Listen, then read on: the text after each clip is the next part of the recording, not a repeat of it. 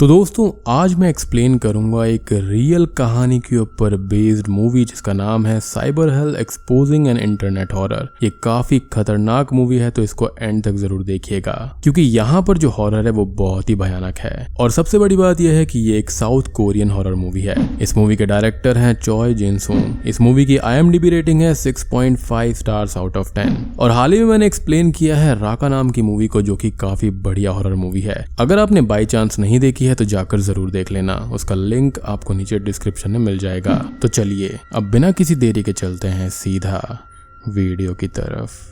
तो ये डॉक्यूमेंट्री जो है वो कोरिया के अंदर 2019 से 2020 तक चलने वाले एक साइबर क्राइम के बारे में है जिसने बहुत सी मासूम लड़कियों की जिंदगियों को बर्बाद करके रख दिया था। और ये एक रियल स्टोरी है। डॉक्यूमेंट्री शुरू होती है एक लड़की को दिखाते हुए जो कि इंटरनेट पर कुछ सर्फ कर रही होती है। तभी उसको गॉड नाम से किसी पर्सन का ट्विटर पर मैसेज आता है जिसमें यह लिखा हुआ था कि उस लड़की की प्राइवेट फोटोज लीक हो गई हैं और साथ ही साथ उसके अंदर एक अटैच्ड लिंक होता है जिसको ओपन करके वो लड़की चेक कर सकती थी। वो लड़की थोड़ी सी परेशान हो जाती है और वो उस लिंक को ओपन करती है तो उसे कुछ लड़कियों की नेकेड फोटोज मिलती हैं, लेकिन उस लड़की की कोई भी फोटो वहां पर नहीं थी। अब गॉड उसको अलग से मैसेज करता है कि वो लड़की टेलीग्राम डाउनलोड कर ले और अब रियल कहानी शुरू होती है। उस लड़की का नाम होता है पाक सूरा और गॉड के पास में उसकी कुछ प्राइवेट पिक्चर्स अचानक से आ जाती हैं जो कि कैसे हुआ फिलहाल तो नहीं पता, लेकिन इसके बारे में थोड़ी देर में हमको पता चल जाएगा। पाक अब टेलीग्राम डाउनलोड करती है और अब हम गॉड की फोन स्क्रीन को देखते हैं जो कि अपना टेलीग्राम ऑन करता है और एक टेलीग्राम चैट ग्रुप में जाकर मैसेज करता है कि उनके पास में एक नई स्लेव आ गई है।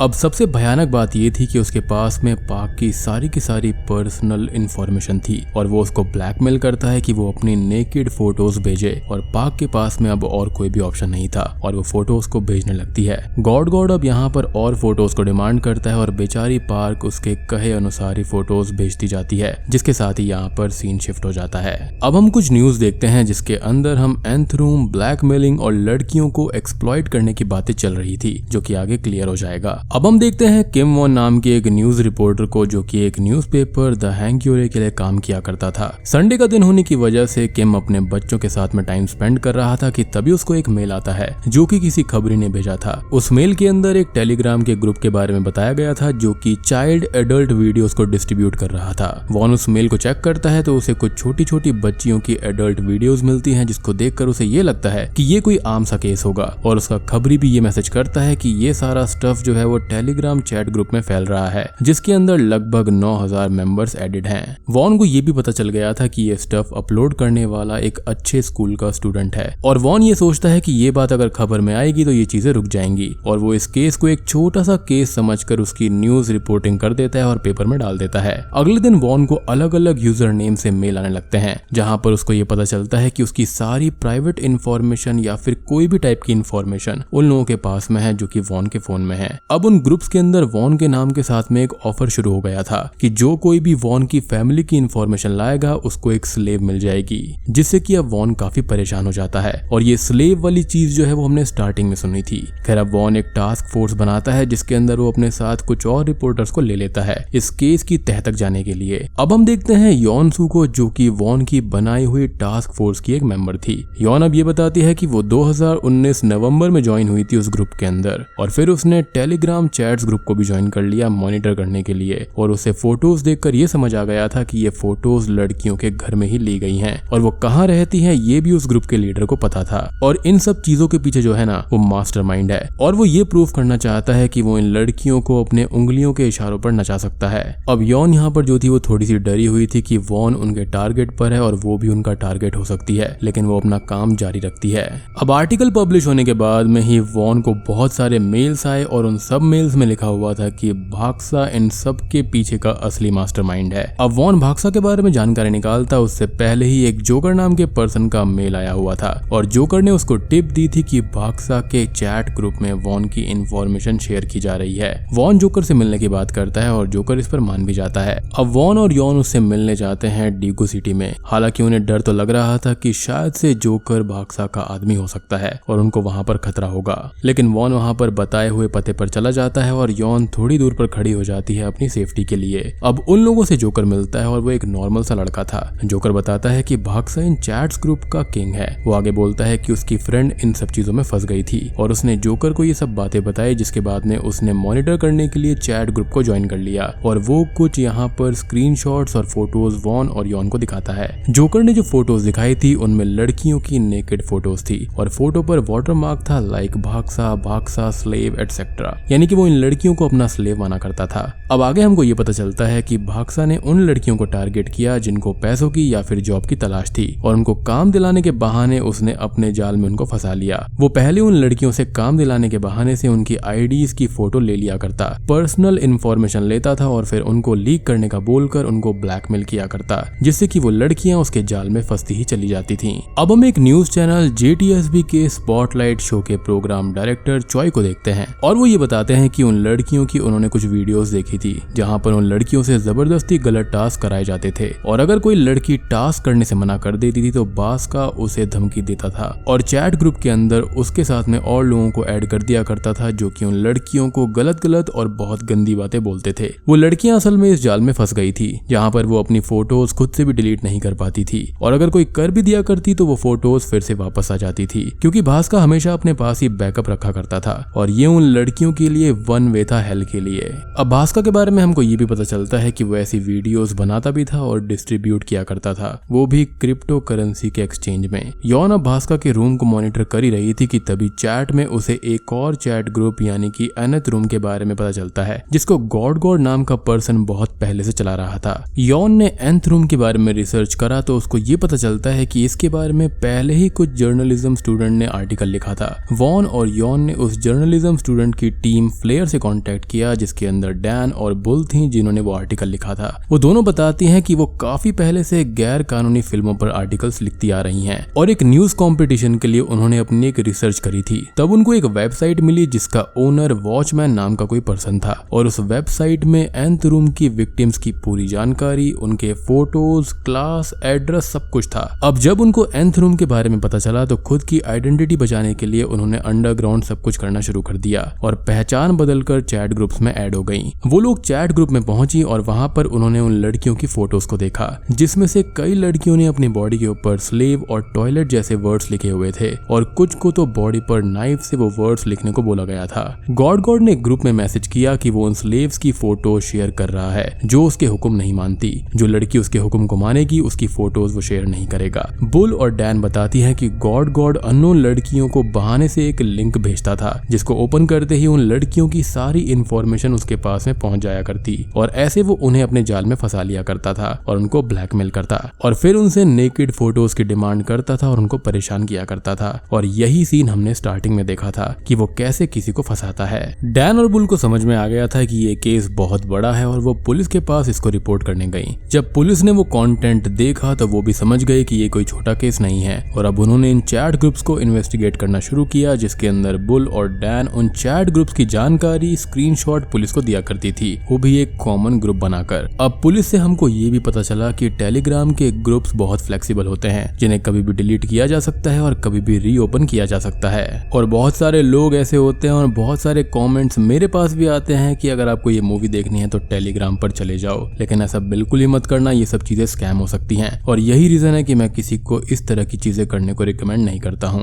एनीवेज अब डैन और बुल रैबिट नाम के एक यूजर के बारे में बताती हैं जो कि चैट ग्रुप में नया ही ज्वाइन हुआ था और ग्रुप का मैनेजर भी बन गया था, तो वो उसको भी इन्वेस्टिगेट करने लगी। अब रैबिट जो था ना वो थोड़ा सा केयरलेस टाइप का इंसान था और बुल चैट करते हुए उससे थोड़ी बहुत पर्सनल बातें पूछ लेती है जो वो बता भी देता है और ऐसे उसने अपने एक बॉडी चेकअप की डेट और हॉस्पिटल के बारे में बुल को बता दिया था और उस दिन पुलिस उस हॉस्पिटल में जाकर उसके बारे में पता लगाने लगती है और इस तरह से रैबिट पकड़ा जाता है, लेकिन ये मात्र एक छोटा सा प्यादा था। अब आगे होता यह है कि इससे गॉड डिसअपियर हो जाता है उस चैट ग्रुप से और उसके आखिरी मैसेजेस ये थे कि उसको पढ़ाई करनी है, वो 12th में है और उसकी मदर उसे फोन रखने को बोल रही है और वो चैट डिलीट करता है और ग्रुप लीव कर देता है जिसके बाद में वो डिसअपियर हो गया। अब एक चीज यहाँ पर ऑडियंस के लिए ये है कि ये एक डॉक्यूमेंट्री है तो यहाँ पर इवेंट्स की टाइमलाइन आगे पीछे है। जैसे गॉड वाला केस केस पहले आया था जिसे बुल और डैन ने कवर किया और उसके बाद में वॉन और यॉन ने भाक्सा के केस के टाइम पर उनको कांटेक्ट किया था। अब बुल और डैन से वॉन और यॉन बात करते हैं जहां पर सारी रिसर्च जोड़कर और हर चीज को समझकर जो उन्होंने अभी तक देखी थी, पता लगाई थी इन केसेस के बारे में, वो लोग इससे एक न्यूज बनाते हैं और उसे फ्रंट पेज पर डाल देते हैं। लेकिन लोगों को इससे कुछ भी फर्क नहीं पड़ता, वो इसको लाइटली लेने लगते हैं। उल्टा होता यह है कि कई लोग तो उस न्यूज की वजह से इस ग्रुप में जुड़ गए थे, यानी कि नेकेड फोटोज वगैरह देखने के लिए। और भाक्सा यहाँ पर अपने ग्रुप में ये कहने लगता है कि उसका प्रमोशन तो खुद यहाँ पर हैंक ह्योरे ने कर दिया है और वो न्यूज वालों का मजाक उड़ाने लगता है। अब बाद में उसने एक विक्टिम की फोटो डाली जिसके ऊपर द हैंक ह्योरे की पहली विक्टिम्स लिखा हुआ था और ये एक ओपन थ्रेड था कि भाक्सा पर न्यूज छापकर उन लोगों ने गलती कर दी और आगे कोई भी खबर आई तो ऐसी ही लड़कियों के ऊपर द हैंक ह्योरे की विक्टिम टैग होगा।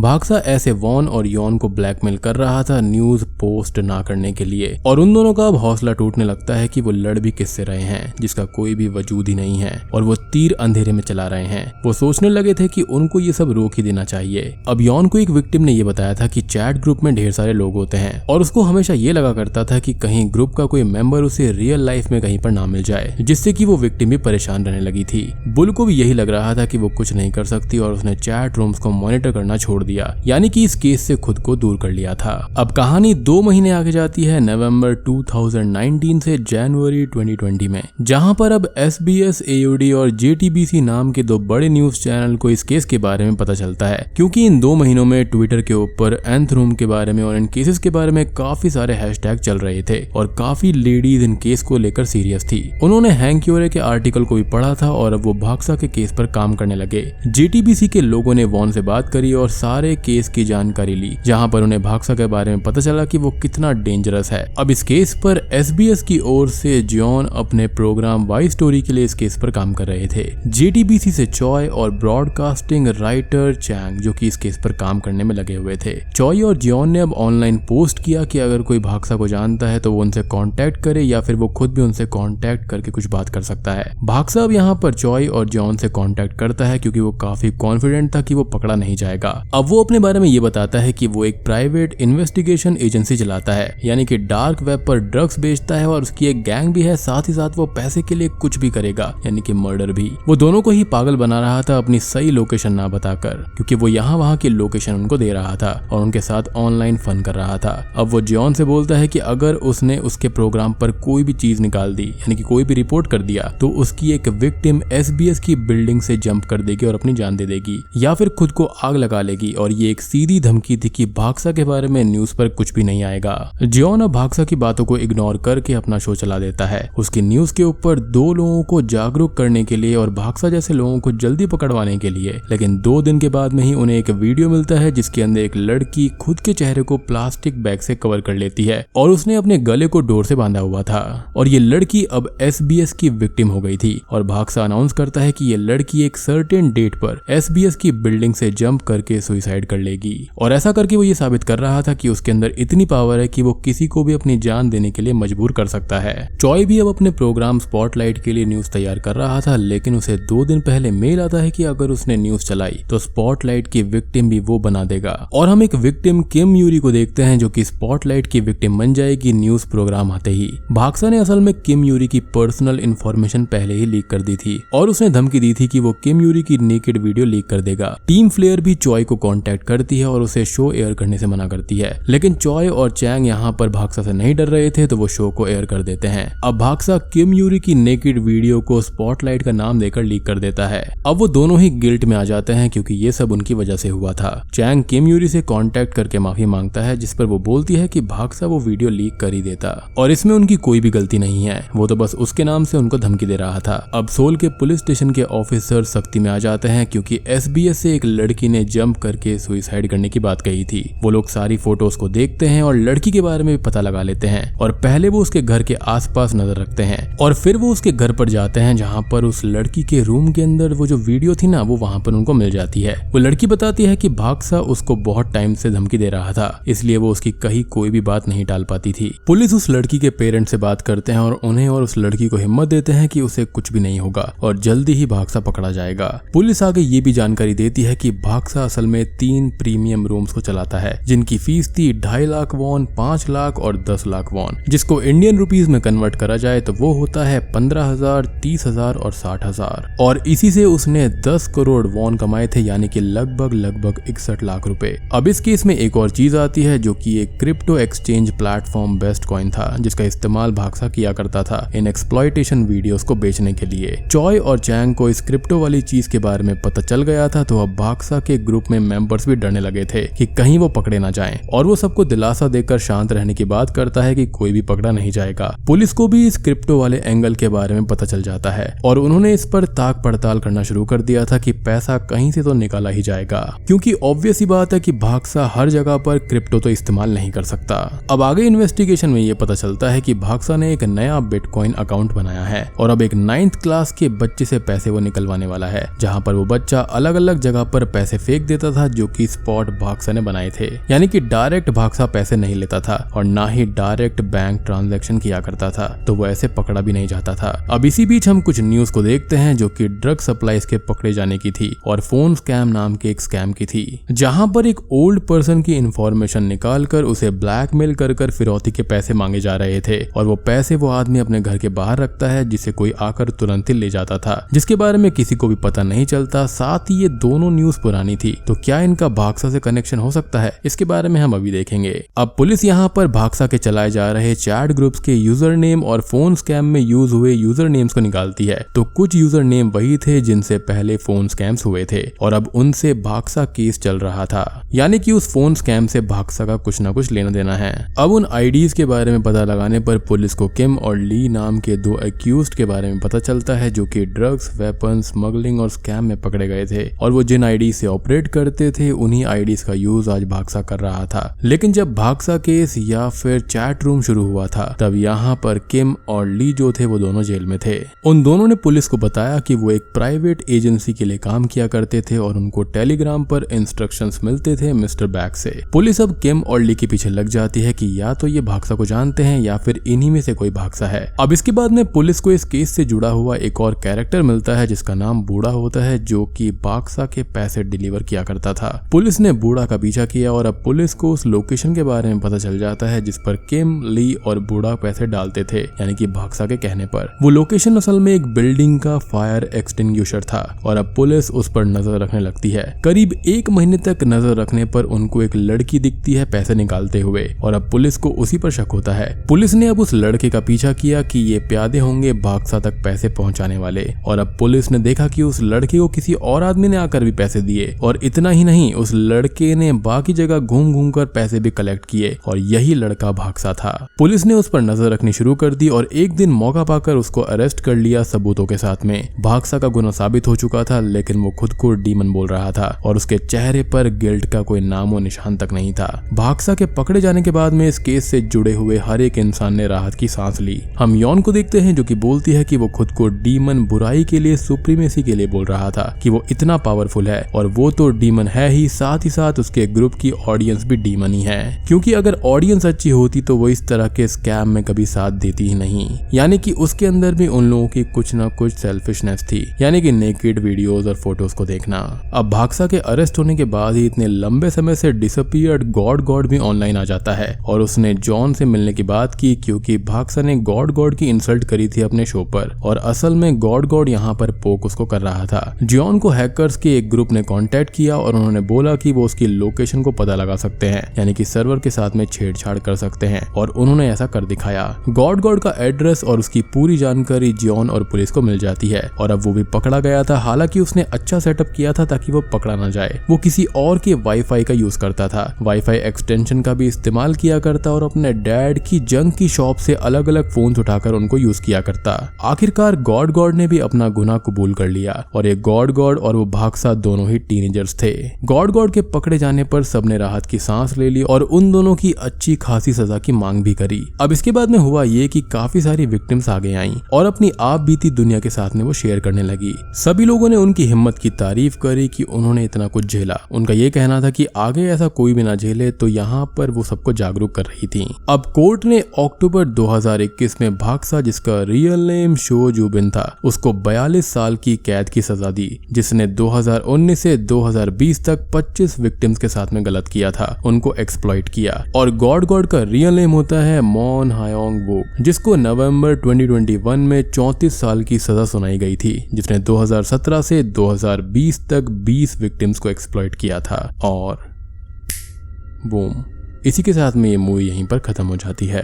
तो दोस्तों ये थी नेटफ्लिक्स की तरफ से एक लेटेस्ट डॉक्यूमेंट्री जो कि काफी भयानक है, और वो भी एक रियल केस के ऊपर है, जिसका नाम है cyber hello exposing an internet horror. उम्मीद करता हूँ कि आपको ये पसंद जरूर आई होगी। ये पूरी की पूरी डॉक्यूमेंट्री जो है वो बिल्कुल रियल है। इससे रिलेटेड कुछ और वीडियोज भी हैं जो कि अगर आप देखना चाहते हैं तो उनको मैं डिस्क्रिप्शन में उनका लिंक दे दूंगा। और हाँ, एक चीज और है, इस तरह की चीजें ना इंडिया के अंदर भी कुछ ना कुछ चल रही हैं। लाइक किसी की भी आईडी हैक कर ली जाती है और एक लिंक आपको भेजा जाता है जिस पर आपको क्लिक करना होता है, लाइक जैसे कि किसी को पैसे चाहिए या फिर इस तरह की चीज। तो ऐसे किसी भी लिंक के ऊपर आप क्लिक मत करना, अदरवाइज आपकी आईडी हैक हो सकती है और बहुत कुछ हो सकता है। और मैं तो ये सोच रहा हूँ कि जिन लड़कियों ने सुसाइड किया था या फिर जिनके साथ में ऐसा हुआ होगा, उनके साथ कितना खतरनाक हॉरर होगा, और मेरे ख्याल से इससे भयानक हॉरर और कुछ नहीं हो सकता। तो वीडियो पसंद आई हो तो लाइक कर देना, चैनल पर नए हैं तो सब्सक्राइब कर दीजिए। तो मैं आप सबको मिलता हूँ अगली वीडियो के साथ में, तब तक के लिए stay